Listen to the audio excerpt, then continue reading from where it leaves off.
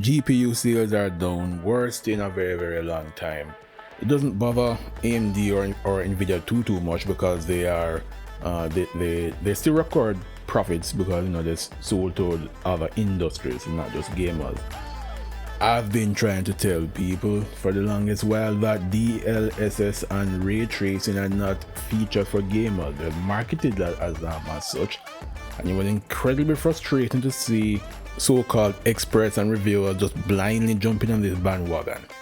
The cost for ray tracing is just too high. That will not become the norm until the lowest card can perform about as well as the RTX 4090. That will not come, or that was certainly not the case 3-4 years ago when the 2000 series was released. That was for other industries, so those in AI and supercomputing and modeling and stuff like that, and making movies. Right, real-time ray tracing in those industries, a game changer, absolutely amazing. For gamers, no. DLSS, no. My issue with that is if the card was powerful enough, you wouldn't need to run the fake resolution in the first place, and now fake frames. So I saw that as a way by which Nvidia can stagnate on the hardware and basically sell you software updates.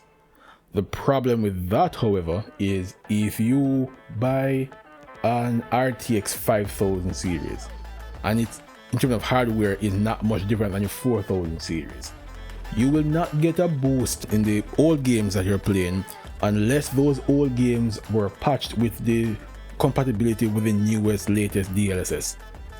Meanwhile, if it was strictly hardware based, and the 5000 series were a noticeable jump up in terms of hardware power, then yes, that increased power would translate to all the games that you play, barring driver issues and stuff like that. But this isn't that I told you so video, not this time. My question is, even if the GPU prices were normal, we still have a couple of issues where I don't think it would make sense to buy GPUs now. Firstly, ask yourself this: how many games out there right now are you interested in that requires significantly more performance than what you already have? I can look at myself. This is I use the GOG launch Galaxy because I like the blur effect here compared to Steam. These are the current games I have installed. None of these are particularly graphically intensive to require me buy the 4090 or any $1,000 GPU. I have a 6700 XT, and I will tell you why that upgrade made sense for me. But like right now, these are the games that I'm playing, so I would gain basically nothing from upgrading this 6700 XT. We can look in the future and say, what games in the future are you interested in that would require this type of graphical performance? Now bear in mind that the next gen, we've been in next gen for 3 years now and we're still playing last gen games with ENB presets. But let's look at the upcoming games. How many upcoming games are you interested in? Well, some people like Street Fighter 6, or for some reason. That isn't a particularly intensive game. People are interested in Mortal Kombat 1. That's not intensive. Tekken 8 looks decent, so that might be a little bit intensive, but it's still a fighting game, and it doesn't look that amazing. Like, it doesn't look as good as the first pre-rendered trailer. So I don't think you need an RTX 4080 to run that game, for example. Alright, so if Atlas Fallen, that's a game that I'm interested in. It looks decent, so you might have a little bit of juice there, but right now we don't really know when the game is released. So it makes no sense you buy a product in order to play a future game and you don't know the system requirements of. So even in that situation, even if it does become a graphically demanding game, it would still make sense to wait until the game is out and assess what type of performance you need. So there currently aren't that many games that require any worthwhile games that require high-end graphics. I personally don't look I don't see that many games in the near future that requires very intensive graphics, because I think one of the issues that we have is we are trained to just buy stuff and not evaluate the reason for it. So you need to look at your spending, look at your play time, at your play tendencies, and don't just be hyped for a game because the press said you should be hyped, or a YouTuber said you should be hyped. Cut away all the noise, cut away the marketing, look at the gameplay, use your experience as gamers, and decide or make a judgment call as to whether or not this is interesting to you. Don't wait until someone else tells you that yes, this is interesting. But other than that, you also have the issue of the resolution at which you play games and the frame rate of your monitor as well. I was on the 1080p monitor for a very long time, 60 Hz, and when the pandemic hit and everybody was forced to work from home and so on, before that I was using a little 24-inch 1080p monitor, and it was fine for just moderate playing games and so on. But then when you started to use the computer more and more, you wanted a bigger screen. So I upgraded to a 27-inch. Of course, as they increase the screen size, they want to increase the resolution in order to make things look sharp. So this is now a 27-inch 1440p display. And I said, well, all right, let me just take the next step and go to a higher refresh rate as well. Just go all in. So now I have a 27-inch 1440p 144 hertz monitor, and I am loving it. But then I realized as I started to get used to it, you say, what's even better than one monitor for productivity? Two monitors. And so I now have two 27-inch 1440p 144 hertz display monitors. So my RX 5600 XT could not competently handle running games at 1440p. Right, so I needed to buy a new GPU, but I didn't go to buy the 6800 or the RX 3080 or any such thing like that, because yes, even though this is 144 hertz, I don't necessarily need to run games at 100 frames per second right now. A monitor is something that can last you 10-15 years, and I like the color representation and the color accuracy of these monitors.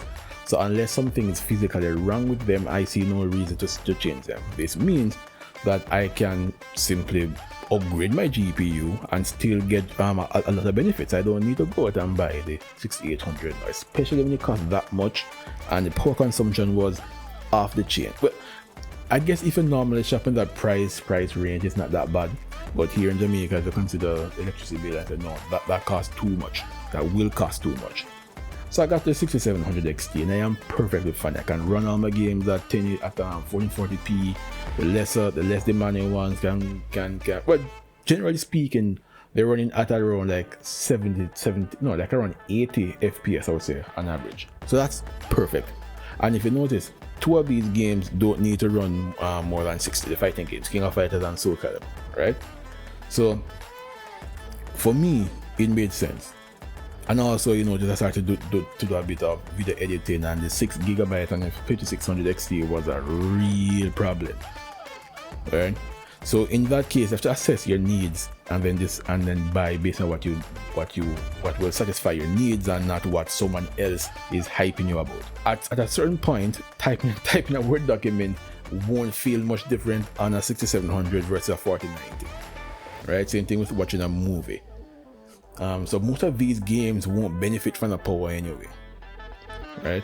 And the game that even have ray tracing like Hitman, it's so minimal that honestly just turn it off. Even if the prices were normal, the jump from last gen to this gen in terms of GPU is not impressive. Only the 4090, and that is priced prohibitively expensive anyway. So apart from that, the jump isn't that impressive, so you're not getting that big of an improvement anyway. And even if the jump was impressive, what games do you need, or what games do you have that require that type of jump? So if you don't have any games that need that power GPU, don't buy it, or else you're literally wasting money. When you have games coming out that you're interested in, and again, we already went over the issue of not falling for the hype and so on, right? That way you're able to assess something and say, you know what, this is not for me. Right? I think many people are unable to do that these days. They want to be part of the crowd, and they're buying, they buy what influencers tell them to buy, as opposed to what they genuinely want to buy. And this is part of the reason why, if they come across as someone does not like the same thing that they have invested their emotion into, they get really, really defensive, because quite frankly they feel silly, and nobody likes to feel silly, and so they will get defensive as a result. But that aside, if we look at your needs, I don't see any reason to buy a GPU. Maybe towards the end of this year, maybe there are more next gen, actual proper next gen games coming out into next year. Maybe you can evaluate those and see whether or not those are worthwhile. So for me, it is Atlas Fallen and what is the other thing name? Morbid Metal. Those two games look quite interesting. You probably should not see that. So if those require a more powerful GPU and they are worthwhile games, alright, maybe an upgrade is in order. But in that case, I would still need to wait until at least the next generation, because the current generation doesn't have that massive performance uplift over the last generation anyway. I think thanks to the looming recession and the economic uncertainty, gaming has properly been looked through the lens of it is just a hobby. So there's no obligation for me to buy a game or buy a GPU, which is a hobby. And if it doesn't make any sense, I would simply find another one or play the older ones. So let me know if you think that it is just the pricing that is the reason for the GPU slump that we have now, or if it's a combination of factors, and in particular some of them could be good, because if gamers are no longer consumers, we're just buy a product, get hype for next product, buy a product. If we are no longer in that treadmill and we are more discerning with our money, that could be a massive benefit for us in the long run.